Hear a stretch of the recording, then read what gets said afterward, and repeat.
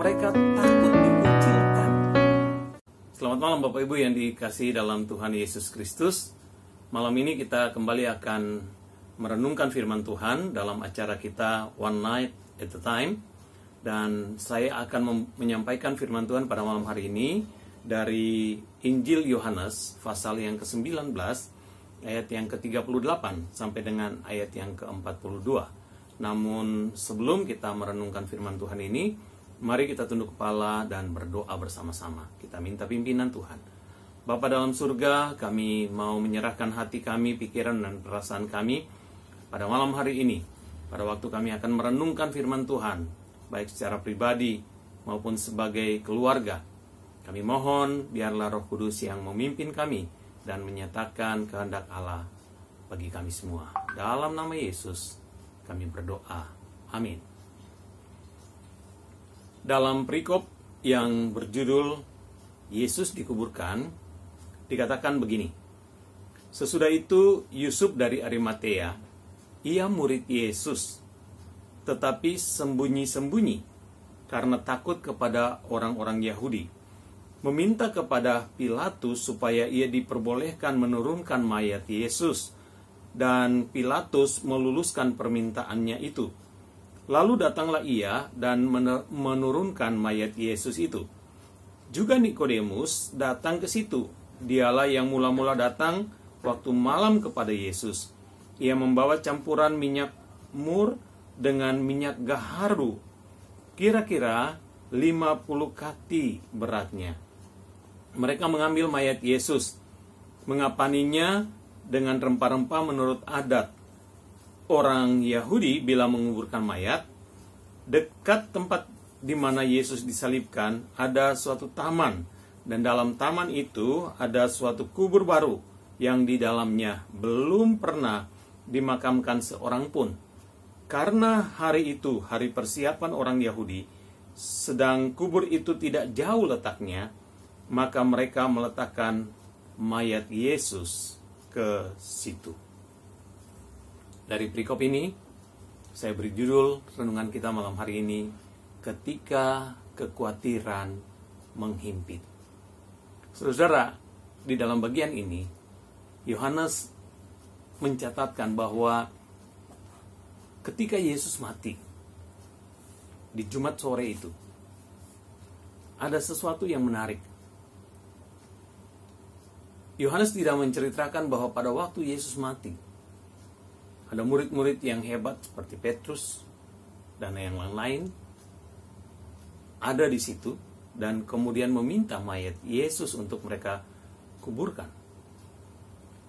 Kita memang tidak tahu pada waktu itu secara jelas murid-murid ada di mana. Tapi jika kita mengikuti peristiwa ketika Yesus ditangkap di Taman Getsemani, apa yang dikatakan oleh penulis-penulis Injil bahwa mereka, murid-murid itu melarikan diri. Mereka meninggalkan Yesus. Bahkan hanya Petrus saja yang mengikut, itu pun dari jauh. Dan bahkan dia menyangkal Yesus 3 kali. Sehingga pada waktu Yesus mati, di kira-kira jam 3 sore, tidak ada seorang pun yang pada waktu itu berinisiatif untuk memakamkannya. Justru pada waktu itu Yohanes memaparkan tentang adanya 2 tokoh yang dalam kisahnya, menurut saya mereka berdua memiliki sesuatu yang sangat kontroversi. Di satu segi Yohanes mengatakan bahwa mereka adalah murid Yesus.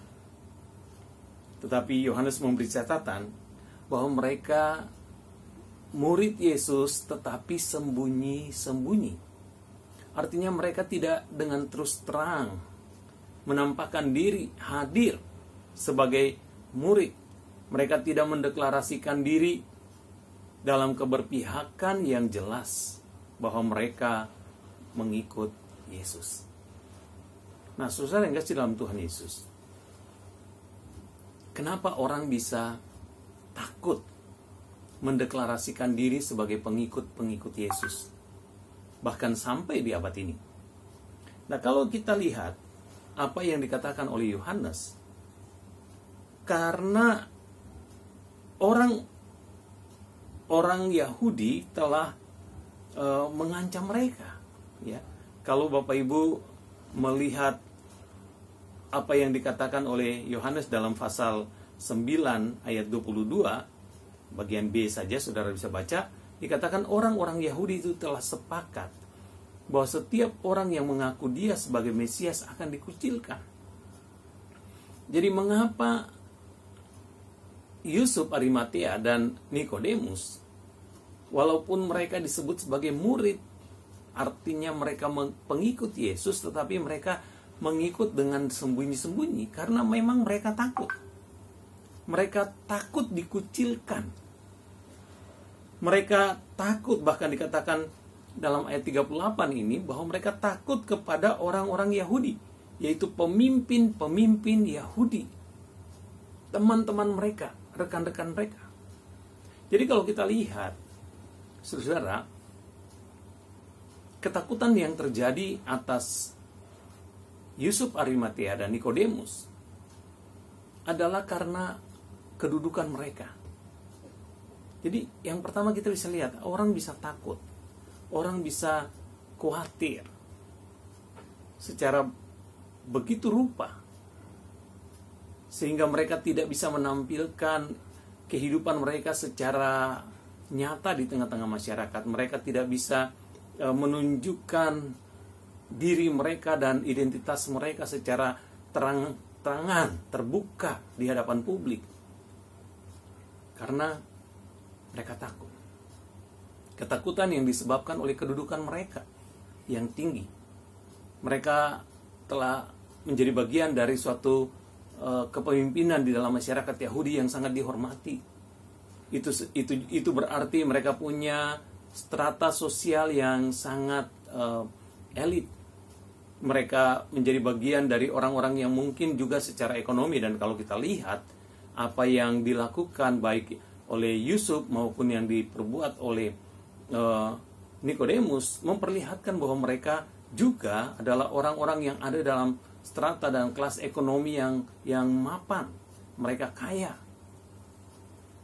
Oleh karena itu mereka juga takut kehilangan pengaruh kekayaan itu, kedudukan yang memberi jaminan atas kehidupan mereka dan kesejahteraan mereka secara ekonomi. Mereka takut mereka akan dikucilkan, bahkan bisa dihukum atau bisa mengalami juga penderitaan yang sama seperti penderitaan Yesus. Jadi sungguh pasti ada banyak ketakutan-ketakutan yang muncul dari diri mereka atas berbagai-bagai hal yang ada pada mereka. Itu sebabnya mereka mengikut Yesus, tetapi mereka mengikut dia secara sembunyi-sembunyi. Nah, kalau orang-orang seperti ini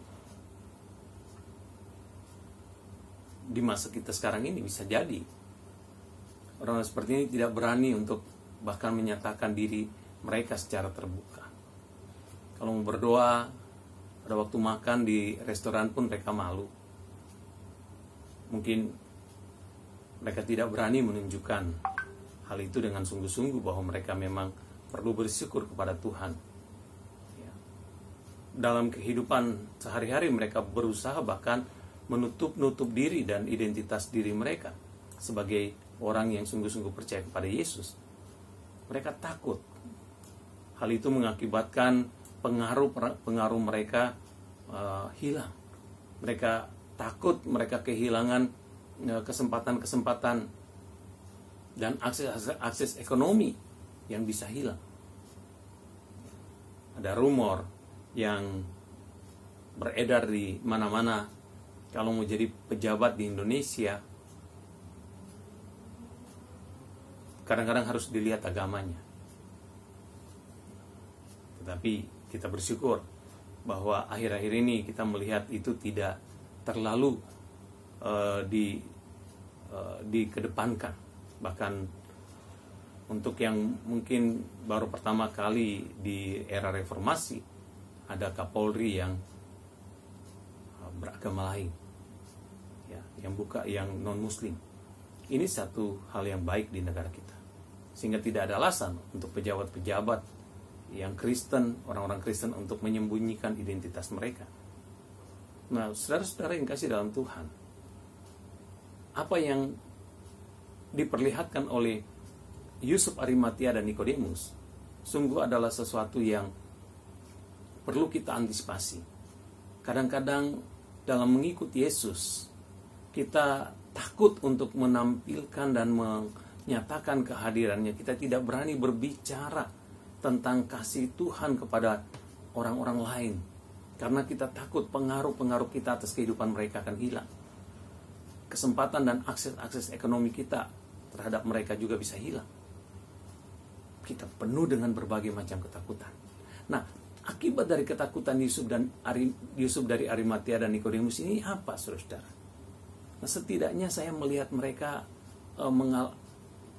ada dua hal yang terjadi.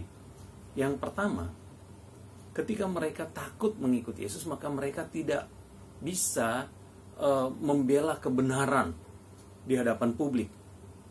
Pada waktu Yesus diadili, mungkin mereka tidak setuju, dan memang kita melihat bahwa Nikodemus pernah mengadakan pembelaan terhadap Yesus ketika para pemimpin Yahudi ingin sekali membunuh Yesus di awal-awal pelayanannya.